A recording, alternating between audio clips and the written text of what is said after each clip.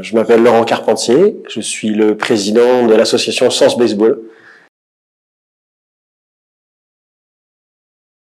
Alors j'ai un parcours assez atypique dans le monde du sport, puisqu'en fait je suis entré dans le sport par mon métier, je suis enseignant.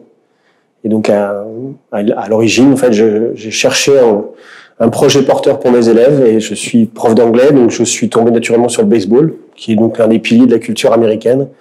Et donc je suis entré dans le baseball pour mes élèves, pour un projet culturel et sportif, et puis en fait j'en suis jamais sorti. Donc ça fait 15 ans maintenant que je développe le baseball sur Sens, et puis j'ai glissé progressivement, relativement tôt d'ailleurs, sur le baseball de rue.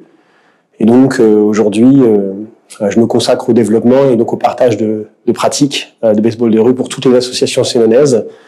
Voilà quoi, et je continue d'en parler aussi en classe, bien entendu.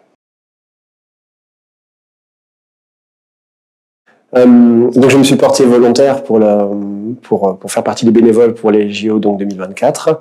J'ai suivi la formation et donc j'espère bien pouvoir être retenu et participer à la fête et donc être auprès du public pour l'accueil et l'organisation des grandes rencontres.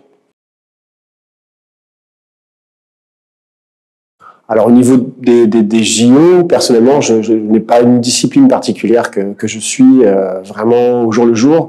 Je me tiens au courant plutôt de l'ensemble des résultats. Je m'intéresse aux grands moments, qu'ils soient dans les sports individuels ou collectifs. Il n'y a jamais vraiment de discipline particulière, puisque sur chaque JO, justement, le contenu change.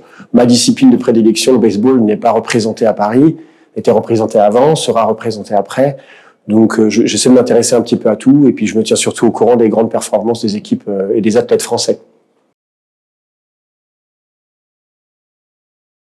Alors, moi, je m'en tiens toujours à Pierre de Coubertin, c'est-à-dire que l'essentiel est de participer. Donc, pour moi, c'est surtout l'envie d'être là et de donner le meilleur de soi, quel que soit le résultat, puisque le fait de participer au JO, j'imagine, dans la tête d'un athlète, c'est déjà une grande fête. C'est déjà un accomplissement historique pour quelqu'un d'être là.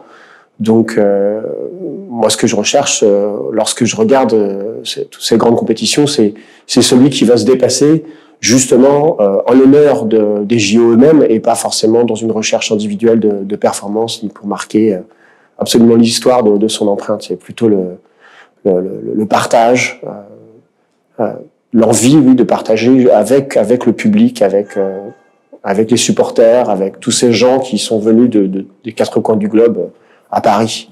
C'est ça que je recherche.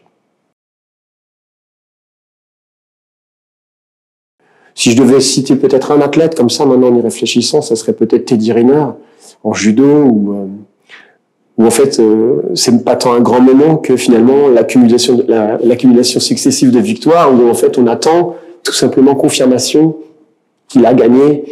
C'est avec cette confiance incroyable que quand il rentre sur le tatami, on sait que ça va se passer, on sait que ça va arriver.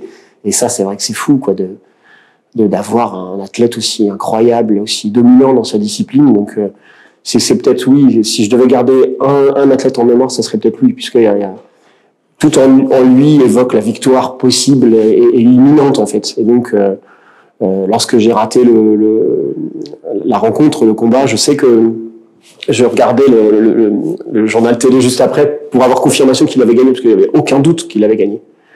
Donc ça, oui, c'est peut-être la tête à retenir pour moi.